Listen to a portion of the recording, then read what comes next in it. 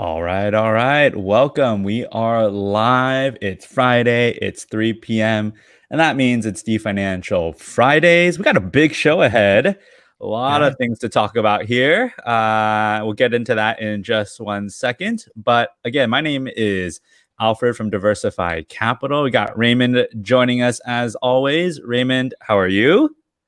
doing good. Good. It's the end Yeah. of the week again. Always looking forward to the weekend. But Always looking forward to the yeah, weekend, right? a lot of great information today though for the viewers. So Oh definitely, man, it's going to be a packed show. I don't even know. Okay, first off, can't yeah, cover everything. There's so much, right? There's so much to cover on the show talking about the tax plan. So we're going to break it up into a couple, pieces and in how we think it's going to affect people, try to simplify some of the things, what we might see, right? Because there's just a lot. In fact, I think I'm still processing it. There's no way that what's been announced, all the different pieces, how it's going to affect the yeah, economy. I mean, so much opinions are everywhere, right? So we're going to give you our thoughts in just a minute. But again, today's show is exactly what Raymond was just talking about, right? We're going to be discussing like what's in some of Biden's tax plan, mhm, right? How what is it funding? What are the things that you might want to look out for? How does it affect you?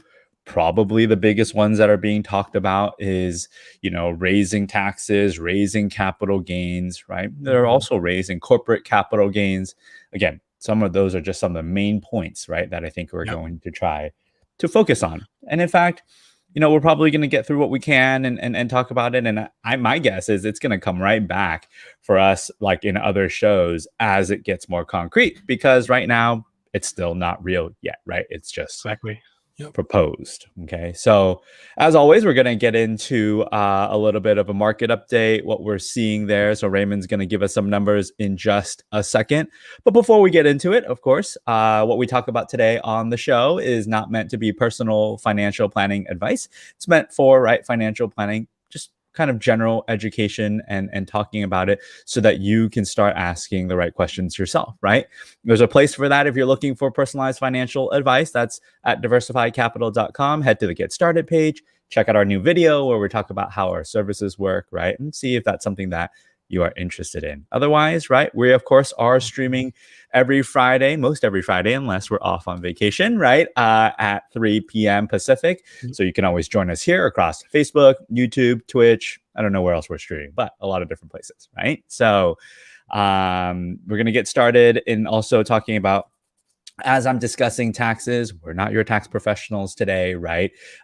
We actually are not, tax professionals, in general, right? So, in what we want you to do is make sure if there are tax questions that come up from this tax plan or tax discussion, go ahead and ping your tax advisor, tax preparer, and how it might affect you. Okay. The goal is to make sure that you know what's in some of these tax plans so that you can properly prepare or at least understand if you need to prepare or not.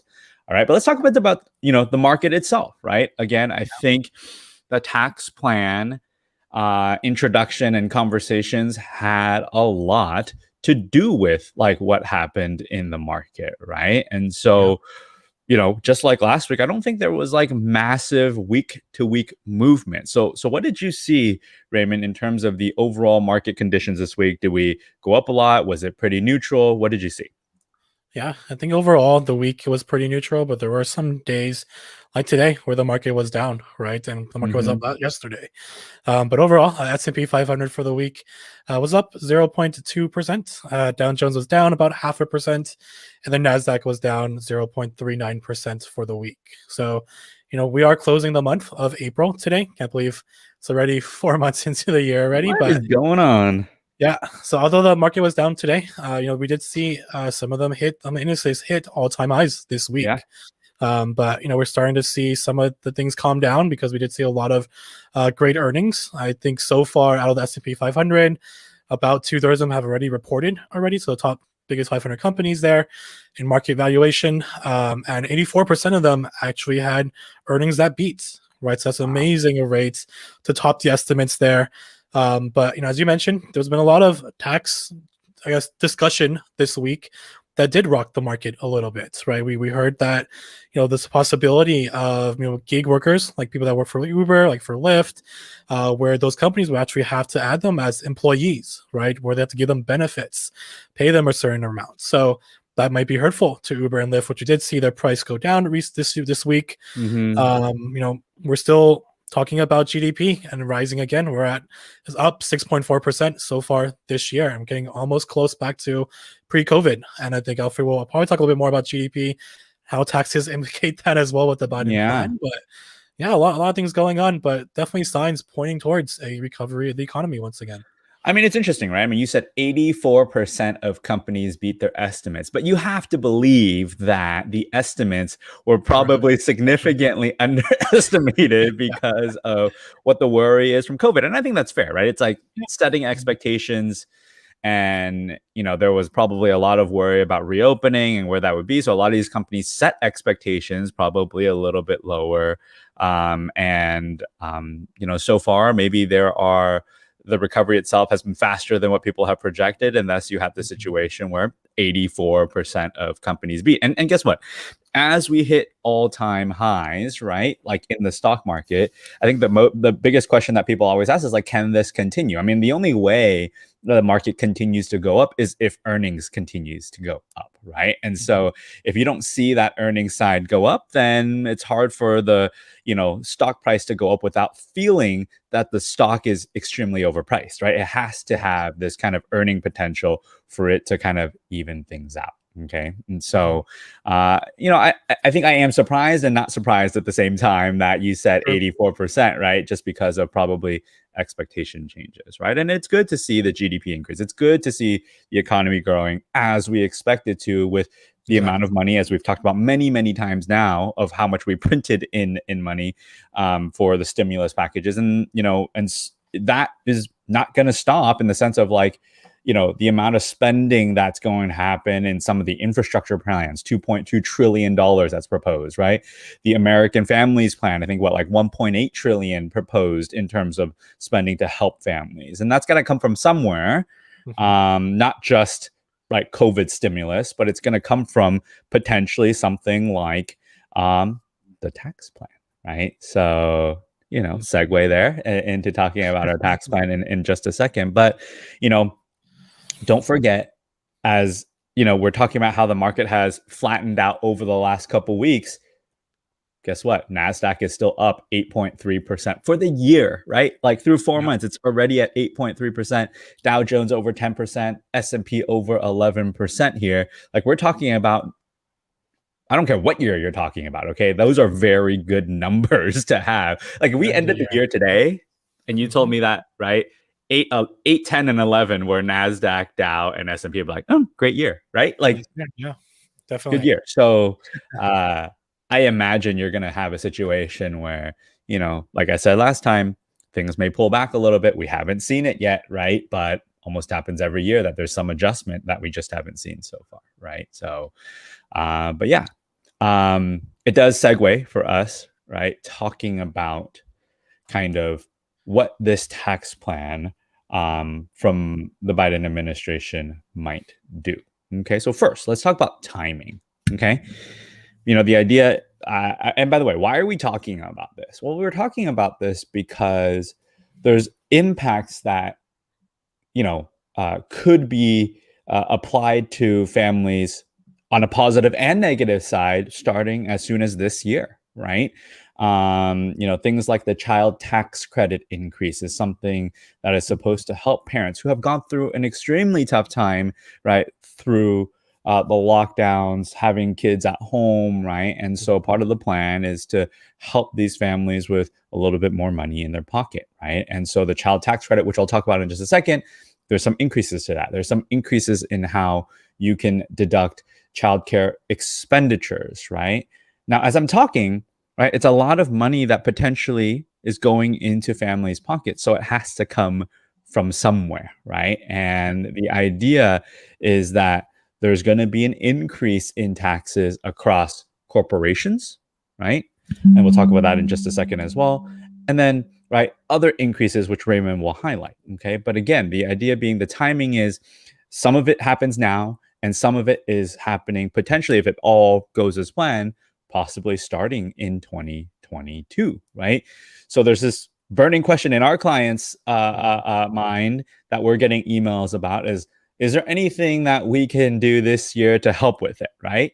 And so we'll try to answer that, but I think, ultimately, like if these happen, right, sometimes there are not many ways around it. It's just something that we have to understand. So let's talk about the tax plan, right? Like, let's talk about some of the increases in taxes, Raymond. Like, what are some of the parts that we should highlight? And what are the ones that we're getting, talked most about in terms of what's going to go up in terms of tax rate? Yeah, I think the most common ones that we're hearing about is more impactful for personal and households, right? Individuals, households, where the tax brackets will now be increased from 37% as the highest one up to 39.6%, right? For basically individuals who are making more than $200,000, or for married filing jointly, people who are making up to $400,000 will hit that higher tax bracket.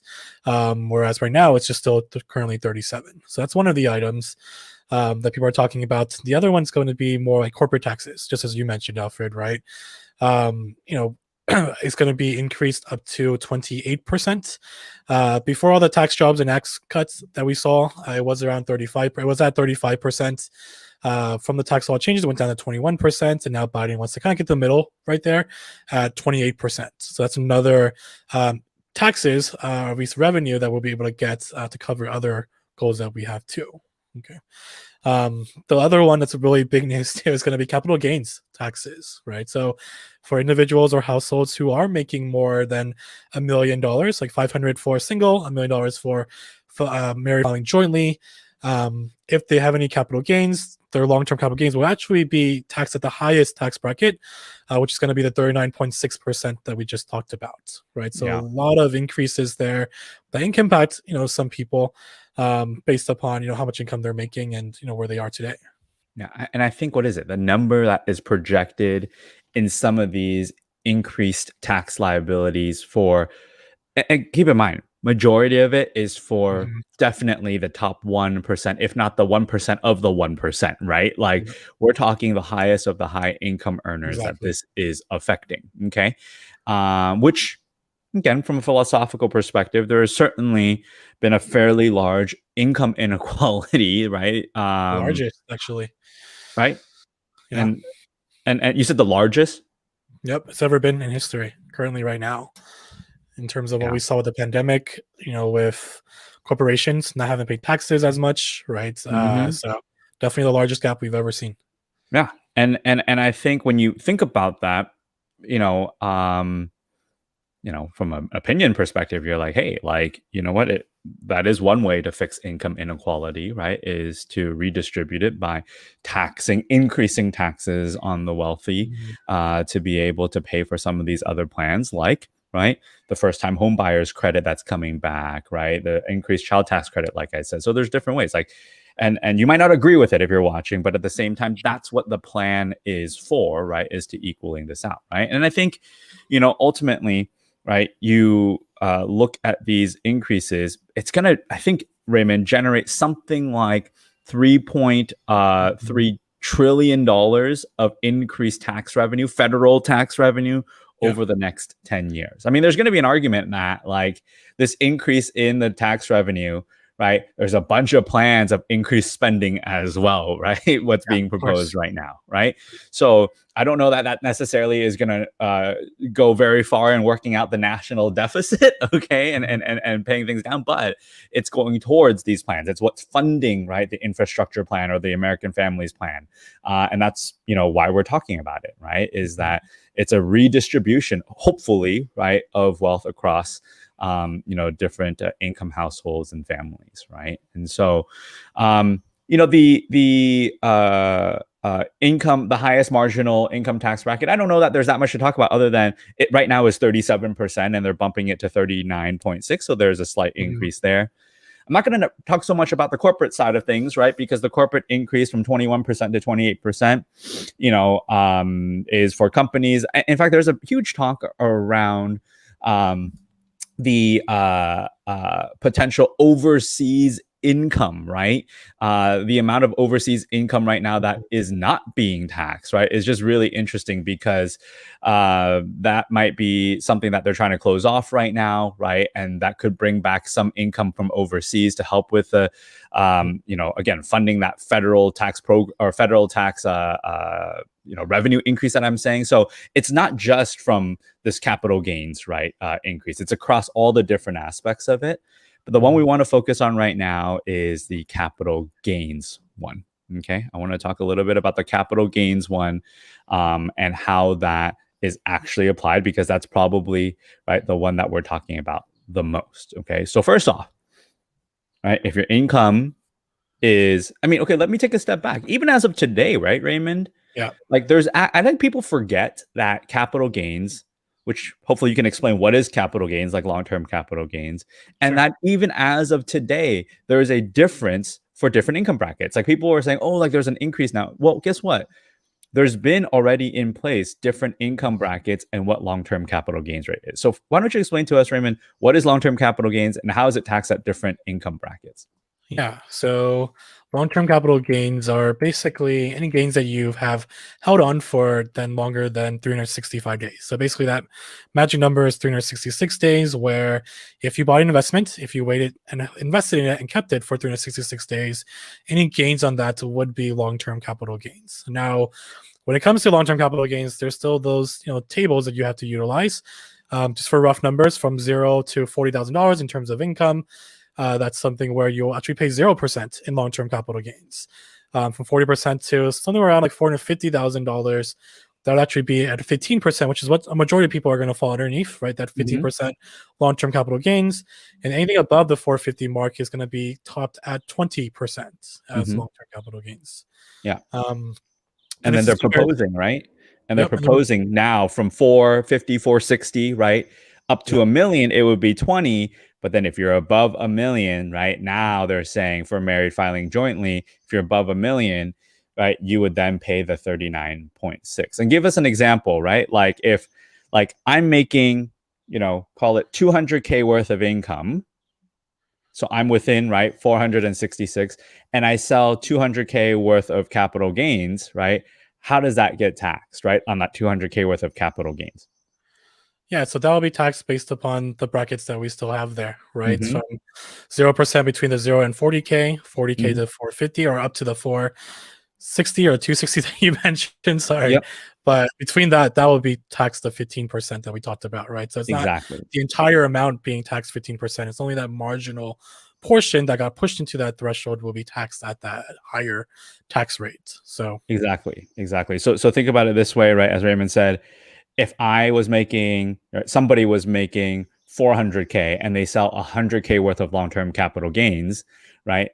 Then income is still income on the 400, and then 66K, which fits right under the 466 limit that we're talking about. It used to be 450, now it's 466. That extra 66K is taxed at 15%.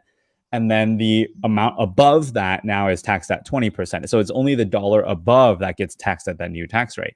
So same thing goes where if somebody is making 900K, okay, if you're making $900,000 and you sell $200,000 worth of long-term capital gain, then 100,000 fits under the $1 million mark. So that's still at 20%. And then the additional 100 that goes over is now at 39.6. So you might be saying, who the heck out there is making more than $1 million? Well, there are people that are, of course, doing that. And that fits into the top 1% that we are talking about.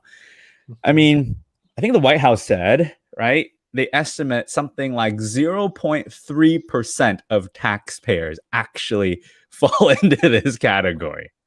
That's a small portion. So I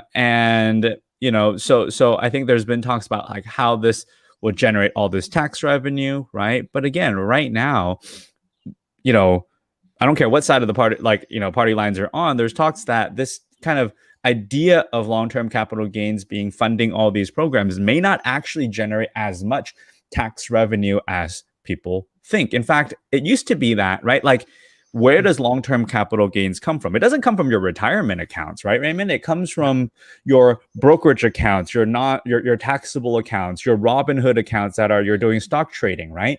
Yep. Your 401k, your IRAs, they're not subject to this trading taxes that we're talking about, right? So it's in these brokerage accounts. And from 1965, right, to now, in 1965, I think 80% of like US stock was held inside of like taxable brokerage accounts. As of today, something like 25%, right, of US stocks, like of who's buying US stocks, is now held in taxable accounts. That's a significant amount less. Like over those years, right? People have moved. I mean, over almost 60 years, people have shifted a lot of their income into these tax deferred vehicles, right? So again, it makes sense why probably 0.3% of people are affected, right, from this situation. But if you are, right? But if you are, how can, you help with this? To be honest, right? Like you just have to be more aware of when you are selling long-term capital gains, right? Maybe if you're right on the edge, remember that it's marginal, right? Not everything, like not just when you hit $1 million, everything is above, right? It's maybe if you're at 700K worth of income, right? You need to sell some above and below, right? You just need to monitor it a bit, right? But there's not anything magical that you could do to be like, well, what if I did Mary filings separately? Does that give me more room? No, they split the limit in half. Instead of $1 million worth of income, it's now, right, 500K worth of income before you hit that, right? But it's not the first time this has happened. In 2013, Raymond, right, they increased long-term capital gains and added that 20% bracket. Okay, right. So Raymond was saying how, right, above a certain amount of 466 of income, they added this 20% bracket. Well, that wasn't around, right, prior to 2013. The top end was 15%. And so when you had that, people just dealt with it, right? Like we kind of just got used to it. In fact, not only did they add the 20% bracket at that point, they also added something, I mean, we call it as advisors, the Obamacare tax, which is like a certain amount of tax added to pay for Medicare. It was like 3.8%. Like those are real percentages that was being added on, yet maybe initially there was some worry about how it affected the market, but in 2013 the markets did 33%, right? I mean, higher taxes don't always equate to bad stock markets, right? That's not always the case. But bottom line is this capital gain increases while being talked about right now, although to be fair, the increase in 2013 was 15 to 20. Now we're talking about double that, right? 20 to 39.6. So that is a much larger increase than this 5%.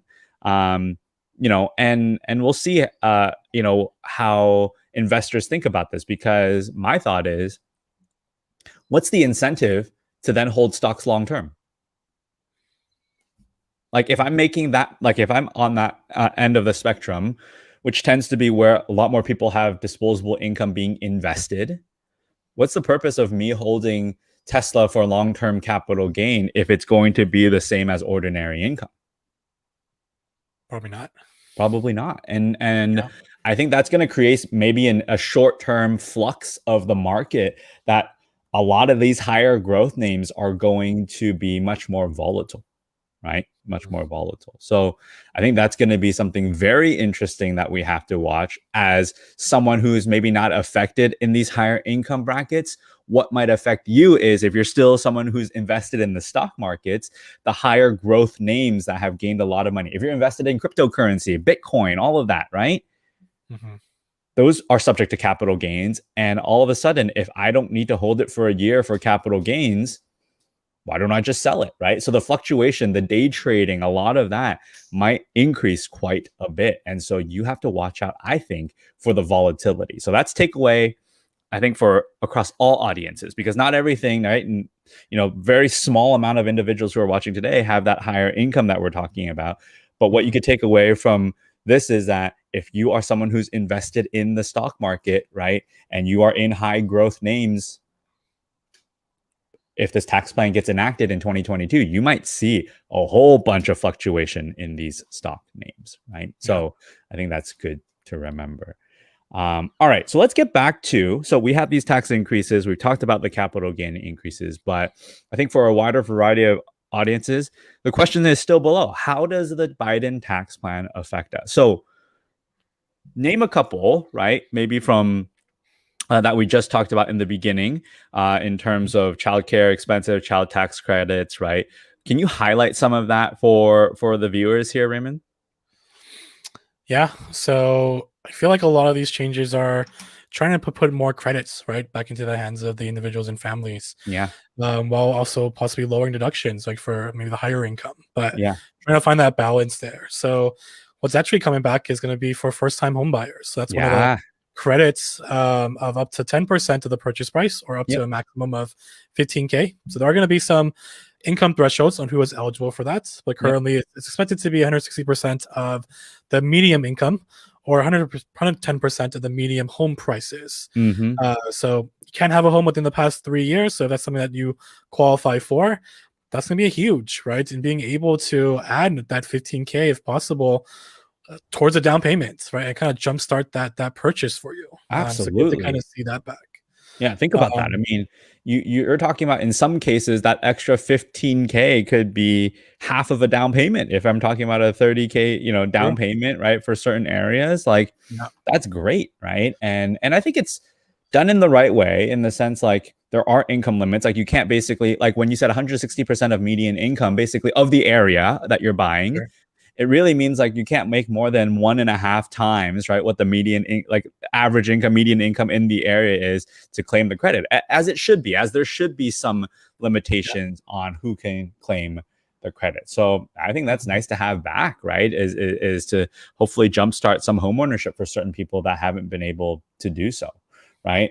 Yeah. How is it helping families in certain ways, right? Like this is a big one, Yeah. right?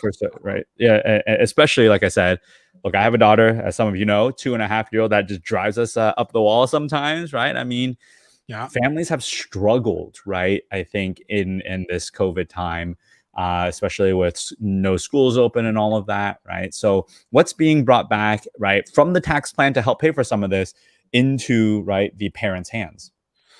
Yeah, so it's actually something that we've been getting already, right? The child tax credits, something that people are seeing now, depending on how much income that you've made. But for Mm-hmm. people underneath a certain income, I think it was 400,000. Mm-hmm. Where for each child that you have, you get $2,000 credit back Mm-hmm. towards your taxes. So just as a reminder, a credit is a dollar for dollar credit back to you, right? It's not a Yep. deduction from your taxable income. It's actually a credit that you get back that will apply towards any refund, or that will add on to your refund, or towards any tax liability that you have. So Yeah. now it's $2,000 per child, and it'll start to get lower and lower as you hit that threshold.